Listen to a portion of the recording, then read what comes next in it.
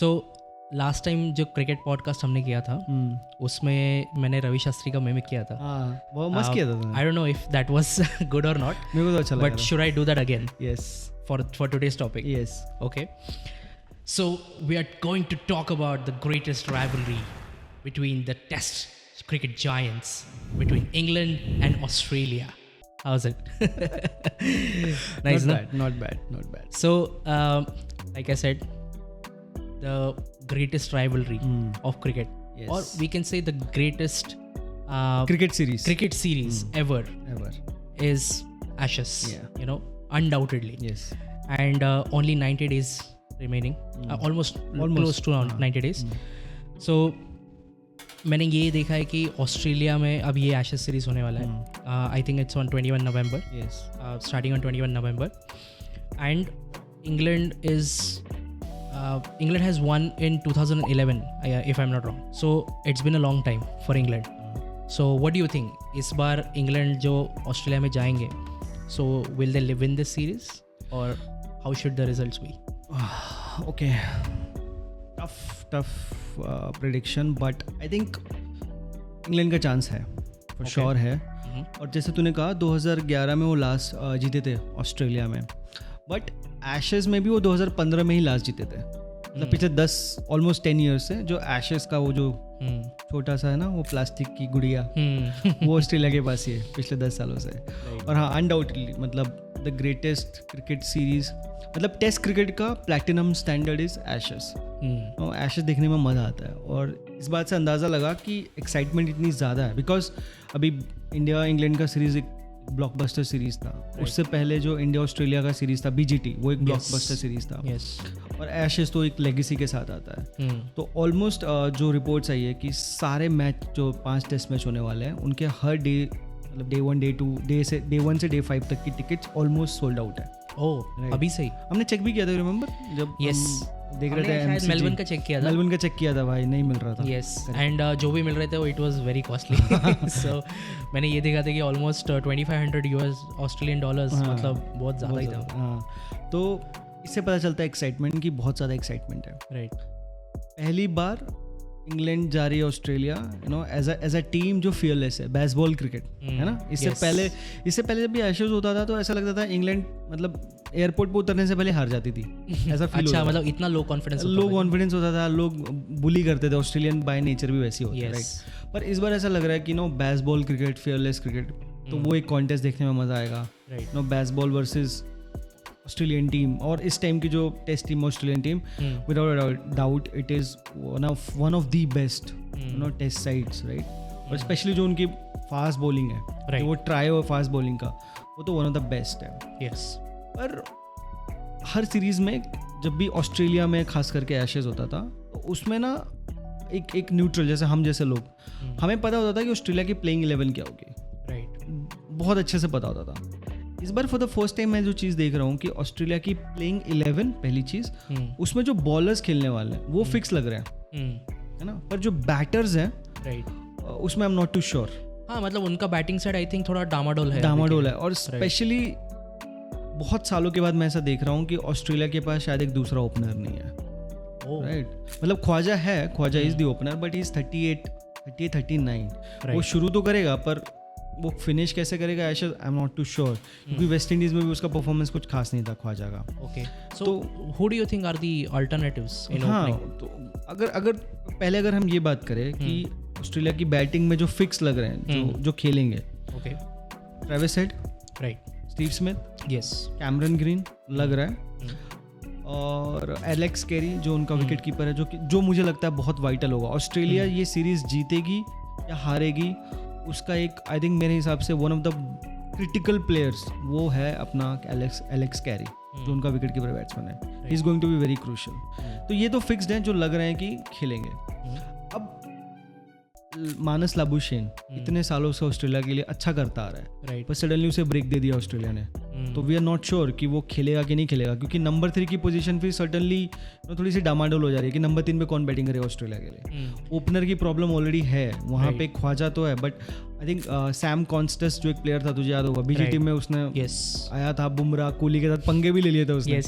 तो सबको लगा कि he is going to be the new star, है ना, पर वैसा हुआ नहीं। उसके बाद kind of went south in terms of form. तो उसका पता नहीं, वी आर नॉट श्योर कि वो खेलेगा कि नहीं। मुझे नहीं लग रहा कि वो खेलेगा, आई डोंट थिंक सो कि वो he is still ready to play the test cricket. तो वो प्रॉब्लम है।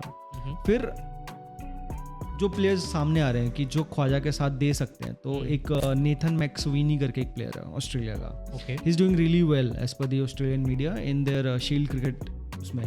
पर जैसे मैंने कहा, मानस ऑलरेडी क्योंकि नंबर 3 पे है नहीं कोई, और मानस बोलता है कि मैं ओपन भी कर सकता हूँ, तो मतलब ये चांस ऑस्ट्रेलिया लेगी क्या कि मतलब Khawaja and Marnus will open? Right, मैं तो नहीं लूँगा। I don't think so that's a good option, क्योंकि व्हाट इफ मानस फेल्स, है ना, राइट, तो तुम्हारे पास एक ओपनर की प्रॉब्लम होगी और तुम्हारे पास एक नंबर 3 की प्रॉब्लम हो ही गई है। राइट, वो एक अनसर्टेनिटी हो जाएगा। हाँ, और स्टीव स्मिथ भी अपने लास्ट ईयर्स में मेरे को बहुत श्योर ऐसा फील हो रहा है कि अगर ऑस्ट्रेलिया एशेस हार गई, लेट्स सपोज, है ना, आई डोंट थिंक सो कि Steve Smith will continue. I think he'll retire. He will likely to be retire from Test cricket. Okay. So एक वो प्रॉब्लम भी है। बॉलर में भी ऑस्ट्रेलिया का जो अभी जो दिख रहा है कंफ्यूजन की 3 फास्ट बॉलर से खेलें, अगर वो 3 भी हैं तो तुझे याद है वो स्कॉट बोलैंड, रिमेंबर? यस यार वो कितने, जिसने कोहली को तो तंग करके रख दिया था। बाप रे, yes. वो मतलब वो इंग्लैंड को भी बहुत तंग करता है। तो स्कॉट बोलैंड को खिलाओगे कि हेजलवुड को खिलाओगे? क्योंकि स्टार्क एंड कमिंस तो फिक्स है, दे विल प्ले, कमिंस तो कैप्टन भी है। तो ये प्रॉब्लम है ऑस्ट्रेलिया की तरफ। नाउ अब तो इंग्लैंड की तरफ आ, तो इंग्लैंड में भी ऑलमोस्ट जो फिक्स्ड है वो हमको पता है कि कौन कौन से, जैसे जो रूट हो गया, बेन स्टोक्स, फिटनेस का कोई इशू मुझे लग नहीं रहा। आई थिंक वो इंडिया के साथ उसको चोट लगी है, बट वो रिकवर कर जाएगा। इवन बेन डकेट भी है, बेन डकेट है, राइट, क्रॉली है, वो एल्स, हाँ उनका जो कीपर स्मिथ, हाँ जेमी स्मिथ, यार कितना धोया था उसने एक मैच में, तो वो फिक्स्ड है। But what do you think about Zak Crawley? क्योंकि उसका मोस्टली हिट एंड मिस रहता है। ही मतलब उसने ओपन किया था अभी रिसेंटली अपने एंडरसन टेंडुलकर ट्रॉफी में, और मैंने ये देखा है कि उसका एवरेज भी इतना कुछ खास नहीं है, मतलब 32-33 in test cricket, I think which is not enough when it comes to Ashes, you know. So what do you think about him first, and second is about Ollie Pope. उसको आप कैसे देखते हो, मतलब वो भी खेलेगा एशेस में? ये दो प्लेयर्स खेलेंगे एशेस में, या उनका कोई रिप्लेसमेंट है? तो जब से ये बेसबॉल क्रिकेट चालू हुई, तो पूरा जो उनका मतलब इंग्लैंड का जो पूरा सपोर्ट स्टाफ है, including Brendon McCullum and Stokes, उनको जैक क्रॉली पे बहुत विश्वास है। और सिमिलर थिंग उनको ओली पोप पे भी विश्वास है। तूने सही कहा, सिर्फ ओली पोप, जैक क्रॉली का ही नहीं, पोप का एवरेज भी 32-35 का ही है। अच्छा, राइट, और वो भी मोस्टली इसलिए क्योंकि जिम्बाब्वे, आयरलैंड वगैरह के साथ सेंचुरी बनाता है और थोड़ा सा एवरेज बढ़ जाता है। अदरवाइज वो बहुत ही, मतलब मेरे को तो बहुत एवरेज प्लेयर लगता है। राइट, अब Crawley is a interesting scenario here. Crawley पिछले 5 सालों से खेल रहा है, ऑलमोस्ट 5 साल हो गए, और 5 साल से वो ऐसा ही खेल रहा है।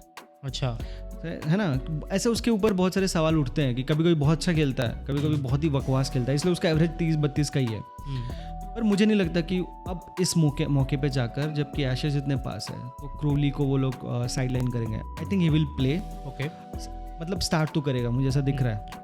But will he last all those 5 test matches? वो डिपेंड करता है कि पहले 2-3 टेस्ट मैच वो कैसा खेलता है, because I don't think so any reason कि वो ये जो उनकी ओपनिंग कॉम्बिनेशन है, वो क्रॉली एंड डकेट की, उसको डिस्टर्ब मुझे नहीं लगता कि बिगिनिंग में तो स्टार्ट करेंगे। हाँ, they will keep the backups, और जब वहाँ पे वो जाएंगे तब वो देखेंगे कि क्रॉली कैसा खेलता है। ओके, मतलब हाईली लाइकली वो शफल कर सकते हैं, राइट।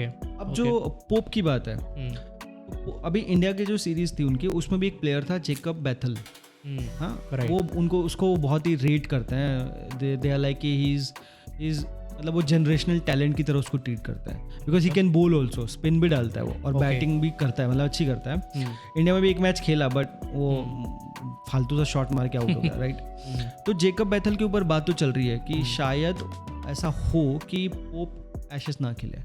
हाँ, जेकब बैथल को लेकर जाएं और जेकब बैथल उनका नंबर 3 खेले।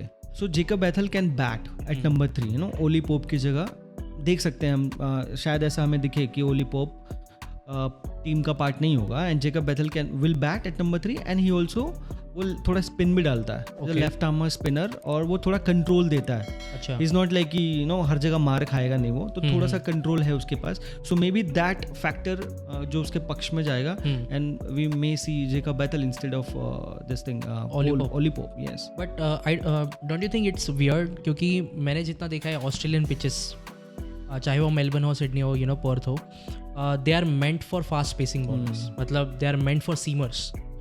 इतना मतलब आपका बेसिक रिक्वायरमेंट ये है कि you need 4 seamers, you need fast pacing bowlers जिसका 90-95 miles per hour at least speed होना चाहिए.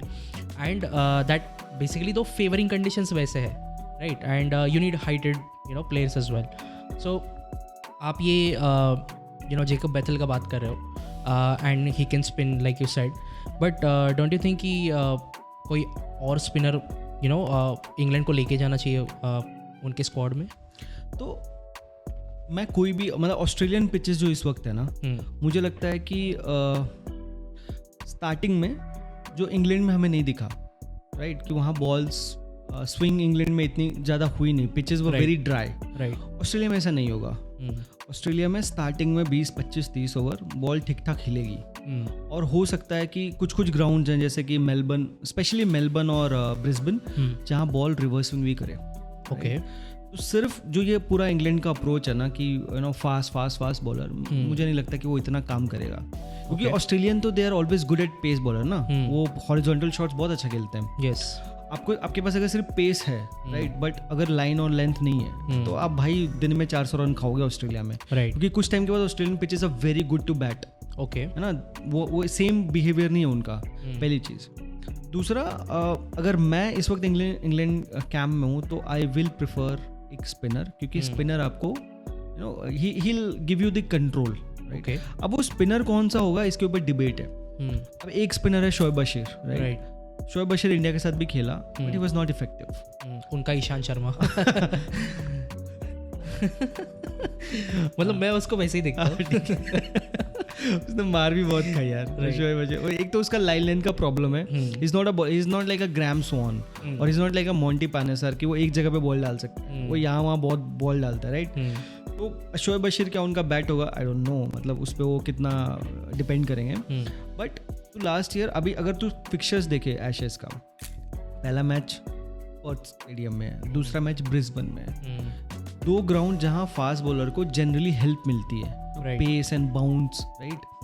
तो इंग्लैंड का ये अप्रोच हो सकता है, क्योंकि ऑस्ट्रेलिया की बैटिंग भी बहुत ही कुछ मतलब इट्स नॉट वेरी कहते हैं वो क्या बोलते हैं उसको, बस स्टेबल बैटिंग नहीं है, स्ट्रॉन्ग नहीं है. अगर बॉल बहुत हिला या उसमें बाउंस बहुत हुआ, तो ऑस्ट्रेलिया के बैटर के भी जो डिफेंस है वो कुछ बहुत अच्छा नहीं है. हाँ, और जैसे आपने ही बताया कि ओपनिंग में ही उनका अगर ओपनिंग में इश्यूज है, तो मिडिल ऑर्डर और उसमें भी I think questions. Travis head का पता नहीं, मतलब खेल गया तो खेल गया, बट अगर नहीं खेला तो पता नहीं. हाँ, and I also think he is like more like a one day and T20 player. वो है, लेकिन मतलब मैच विनर तो है टेस्ट क्रिकेट में भी, पर अगर 90 माइल्स पे बॉल आ रही है, बाउंसर पड़ रही है, पिच कुछ मिसबिहेव कर रही है, तो बैटर को प्रॉब्लम तो होगी. तो उनका बैटिंग भी कुछ बहुत स्ट्रॉन्ग नहीं है. कैम ग्रीन अभी आया आफ्टर लॉन्ग इंजरी के बाद, तो वी आर नॉट श्योर कि उसका बैटिंग फॉर्म कैसा है, उसका मतलब फिटनेस कैसी है, वो भी नहीं, क्योंकि वेस्ट इंडीज सीरीज में भी उसने कुछ खास परफॉर्म नहीं करा था. 30-40 रन बनाए थे, लेकिन ऑस्ट्रेलियन वांट कि मतलब उससे 100-150 रन की उम्मीद, तो वो हमें भी नहीं पता कि ऑस्ट्रेलिया की बैटिंग कैसे काम करेगी. राइट. तो ये जो थ्योरी है कुछ हद तक तो काम करेगी, लेकिन एक यहाँ पे मेरा एक प्रॉब्लम है. प्रॉब्लम ये है, लास्ट से जब BGT हुआ था तो पहला मैच पर्थ में ही था, उसी स्टेडियम में एशेस का भी पहला मैच होगा. वो पिच डे 1 पे अनप्लेएबल थी. तो याद है इंडिया 150 पे ऑल आउट हो गई थी, और ऑस्ट्रेलिया 60 पे 7 ऐसा हो गया था. But day 2, day 3, day 4 and day 5 pitch बहुत अच्छी हो गई थी बैटिंग के लिए. तो अगर तुम 4 फास्ट बॉलर का मतलब रिस्क लेते हो और अगर वो बैकफायर कर गया, तो भाई चारों दिन बहुत पिटाई होगी. राइट. इन दैट सिनेरियो मुझे लगता है एक अच्छा स्पिनर होना चाहिए आपके पास. मुझे अभी लगता है कि शायद वो शोएब बशीर ही होगा. ऑस्ट्रेलिया के लिए भी बात चल रही है कि शायद वो नेथन लायन को पहले 2 टेस्ट मैच ना खेले. Okay, right. They also want a 4 fast bowler attack. ताकि क्योंकि बोलैंड का बहुत अच्छा रिकॉर्ड है अगेंस्ट इंग्लैंड भी, but somehow I don't think so कि वो काम करेगा. I think the 3 fast bowlers, 1 your allrounder and 1 spinner, right, वो काम कर सकता है. अगर तू दोनों टीमों को कंपेयर करे ना पेपर पे, ऑस्ट्रेलिया के पास एक अच्छा ऑलराउंडर फिलहाल नहीं दिख रहा. ओके, राइट, क्योंकि कैम ग्रीन इज नॉट, उसकी फिटनेस क्या है वी डोंट नो. राइट, पर इंग्लैंड के पास बेन स्टोक्स है. यस, राइट, अगर वो फुल्ली फिट है तो he will be the difference. Yes. England के पास ऑस्ट्रेलिया के पास जो 2 फास्ट बॉलर्स हैं वो वर्ल्ड बीटर्स हैं, Starc and Cummins. Right, yes. England के पास भी 2 फास्ट बॉलर हैं जो तंग कर सकते हैं अगर वो फुल्ली फिट रहे तो. Archer and would. Yes. Imagine Perth पे डे 1 पे अगर टॉस जीत के बॉलिंग करें वो 150 प्लस. आई ऑल्सो थिंक कि उनके पास थर्ड ऑप्शन भी है, टंग. हाँ, टंग है, देन वोक्स भी है. वी डोंट नो कि वोक्स आएगा कि नहीं सीरीज में, पर वोक्स है, टंग है. एक मैथ्यू पॉट्स करके वो भी बहुत अच्छा बॉलर है. He is like Woakes but थोड़ा ज्यादा पेस के साथ. एक्यूरेट बॉलर है पर पेस थोड़ी ज्यादा है उसकी. राइट. तो बॉलिंग अटैक दोनों टीमों का कुछ इश्यूज तो है. अभी नेथन लायन को ही तो देख ले, he is right now is a greatest spinner, है ना. बट उसका इंडिया में बीजीटी, जो इंडिया का बीजीटी सीरीज था, उसमें भी कुछ खास ऑस्ट्रेलिया ने यूज नहीं किया था क्योंकि पिचेस इतनी अच्छी नहीं थी. कि ऑस्ट्रेलिया में प्रॉब्लम क्या है ना, फिंगर स्पिनर के लिए पिचेस बहुत सूटेबल नहीं होती हैं. वहाँ मार पड़ती ही पड़ती है आपको. अगर आप लेग स्पिनर हो तो आप सोच सकते हो, फिंगर स्पिनर के लिए इतना कुछ खास नहीं होता ऑस्ट्रेलिया में. तो नेथन लायन भी कितना इफेक्टिव होगा पता नहीं. दूसरी चीज़, इंग्लैंड में भी same problem. Shoaib Bashir young है, इनएक्सपीरियंस है, उसका भी कितना उस पर डिपेंड करेंगे, वो कितना कंट्रोल दे सकता है, वी डोंट नो. राइट. एक ऑप्शन पे जिस पे मैं बात करता हूँ जो मुझे बहुत पसंद है वो है रियान अहमद. एक लेग स्पिनर है इंग्लैंड के लिए. अगर समहाउ वो कंट्रोल देता है और उसको वो ऑस्ट्रेलिया लेके जाए, इंग्लैंड की बैटिंग भी बहुत लंबी हो जाएगी क्योंकि वो प्रॉपर एक बैटर भी है रियान अहमद. अच्छा, तो मुझे वो एक शाइनिंग होप लगता है इंग्लैंड के लिए. मतलब इंग्लैंड के पास दो ऑलराउंडर हो सकते हैं. हाँ, Ben Stokes and Rehan Ahmed, और वो लेग स्पिनर भी है. तो ही अगर के साइड से I think there is no one. हाँ, वहाँ पे कैम ग्रीन ही है और कोई बचा नहीं है. मिचेल मार्श है पर वो अब टेस्ट मैच खेलता नहीं है, तो ले देके तुम्हारे पास कैम ग्रीन ही बचा है. पर वहाँ पे प्रॉब्लम है कि तुम कैम ग्रीन को बैटिंग कहाँ कराओगे, नंबर 3 पे करोगे कि नंबर 6 पे करोगे, क्योंकि मानस अगर ओपन करता है तो कैम ग्रीन को 3 खेलना पड़ेगा. Do you think Pat Cummins is not an allrounder? मतलब हाँ, मतलब पैट कमिंस ने मतलब इम्पोर्टेंट रन्स तो बनाए हैं, पर मतलब हम बेन स्टोक्स का लेवल बात कर रहे हैं ना. बेन स्टोक्स का लेवल और पैट कमिंस का फर्क है. मतलब उसका पैट कमिंस का इतना बैटिंग इतना अच्छा नहीं है, इज व्हाट आई थिंक. मतलब क्रूशियल रन कर सकता है, बट बेन स्टोक्स है. राइट, उस अगर कैटेगरी में देखेगा तो मैं पैट कमिंस को वैसे नहीं रखता हूँ. पर दोनों टीमों, मुझे लग रहा है ये पहली बार ऐसा एशेस है कि दोनों टीमें थोड़ी सी अनप्रेडिक्टेबल है. वी डोंट नो कि क्या होगा. राइट. अब बहुत सारे पंडित्स ने प्रेडिक्शन अभी से ही कर ली है. मैगरा बोलते हैं 5-0. राइट, कोई बोल रहा है 3-1, कोई बोल रहा है 4-1. मुझे लग रहा है अभी बहुत डाउट है. मैं अभी कोई प्रेडिक्शन नहीं कर सकता. I think this series too early to discuss. England की टीम, लेकिन मैं सच अगर तुझे बोलूँ तो मुझे इंग्लैंड की टीम से होप है. और जो पहले 2 टेस्ट मैच हैं, स्पेशली ब्रिस्बेन और पर्थ, yes. अगर England somehow manages to win at least one of them, then series will be a cracker of a series. Okay. और स्टोक्स, आर्चर, वुड, अगर ये तीनों फिट रहे, मैच फिट, और 5 match खेल जाए, बॉय मतलब मुझे ऐसा टेम्प्ट हो रहा है कि मैं इंग्लैंड को फेवरेट्स बोल सकता हूँ अगर ये तीनों फिट रहे तो पूरे सीरीज के लिए. तो क्योंकि ऑस्ट्रेलिया मुझे लग रहा है अगर पहले 2 टेस्ट मैच उनके गड़बड़ हुए तो the series, the next 3 test matches will be very very interesting.